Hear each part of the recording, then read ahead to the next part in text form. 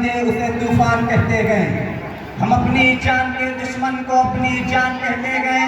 हम अपनी जान के दुश्मन को अपनी जान कहते गए। मोहब्बत की इसी मिट्टी को हिंदुस्तान कहते गए। मुश्फिक साहब, प्रिंसिपल साहब, अजीज साथियों, आज के इस यौम आज़ादी के मौके पर मैं जिस मौजू के तहत नक्काशी करना चाहता हूँ, मेरा मौजू बयान है हमें आज़ादी कैसे हासिल हुई। आज हम उन यौम आज़ादी मना रखेंगे 15 अगस्त 1947 को हमारा प्यारा चमन मुल्क हिंदुस्तान अंग्रेजों की गुलामी से आज़ाद हुआ था। लफ्ज़ आज़ादी तो कहने और सुनने में बहुत अच्छा लगता है, लेकिन क्या हमने कभी सोचा कि हमें ये आज़ादी कैसे हासिल हुई? क्या जालिम अंग्रेजों ने हमें ये आज़ादी तोहफे में पेश की थी? नहीं नहीं मेरे दोस्तों, आज़ादी के लिए हमारे रहनुमाओं ने क्या क्या तकलीफें बर्दाश्त की थी, कैसी कैसी मुसीबतें झेली थी, हम इसका अंदाजा नहीं कर सकते हैं। इसी आज़ादी के लिए हमारे रहनुमाओं ने बहुत सी कुर्बानियां पेश की थी। इसी आज़ादी के लिए अशफाक उल्लाह खान ने फांसी के फंदे को चुमा। कभी तो मुल्क की आज़ादी के जज्बे में सरशार होकर उन्होंने अपने गले को फांसी के फंदे पर लटकाया। इसी आज़ादी के लिए अशफाक उल्लाह खान ने फांसी के फंदे को चुमा। जब भगत सिंह को फांसी के फंदे पर चढ़ाया गया तो भगत सिंह ने कहा था, अब भी जिसका खून न खौला खून लगी वो पानी गए। अब भी जिसका खून न खौला खून लगी वो पानी गए। जो देश के काम न आए वो बेकार जवानी गए।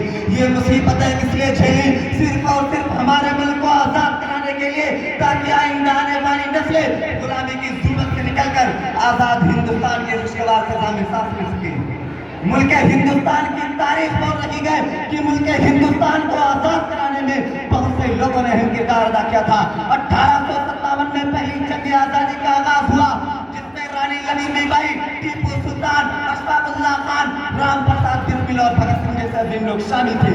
उन्होंने हंसते हंसते फांसी के फंदे को चूमा था, लेकिन गुलामी को कबूल नहीं किया था। और अगर हम बहादुर शाह जफर की बात करें, जब 1857 की जंग आज़ादी में बहादुर शाह जफर को रंगून की काली कोठरी के पीछे ढकेला गया, तो जालिम अंग्रेजों ने कहा था कि दमदमे में दम नहीं अब खैर मांगो जान की। दमदमे में दम नहीं अब खैर मांगो जान की।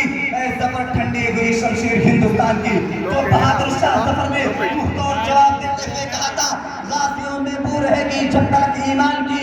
गाजियों में बू रहेगी जब तक ईमान की। तख्त लंदन तक चलेगी तेरे हिंदुस्तान की।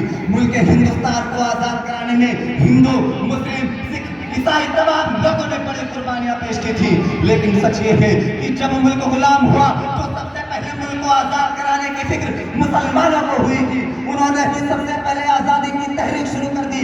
जब लाल किला पर 1858 में यूनियन जैक लहराया गया, उसी वक्त से मुसलमानों ने आज़ादी के लिए सबबंदी शुरू कर दी थी और अंग्रेजों का मुकाबला करने के लिए सबसे पहले आगे बढ़कर झंडा बुलंद किया।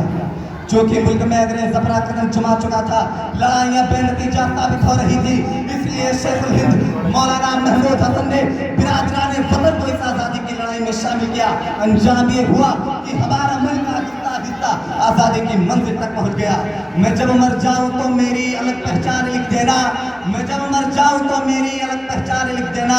लहू से मेरी पेशानी पे हिंदुस्तान लिख देना।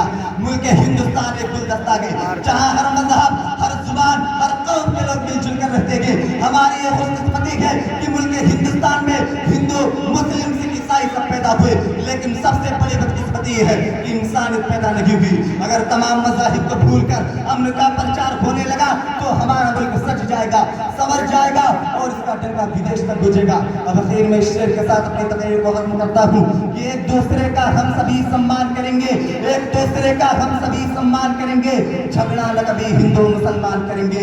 नफरत जो सिखाए हमें आपस में लड़ाकर, नफरत जो सिखाए हमें आपस में लड़ाकर, हम उसके लिए जंग का ऐलान करेंगे। जहाँ से भी प्यारा के हमें अपना तिरंगा, जहाँ से भी प्यारा के हमें अपना तिरंगा, हम उसके लिए जान भी कुर्बान करेंगे। जय हिंद, जय।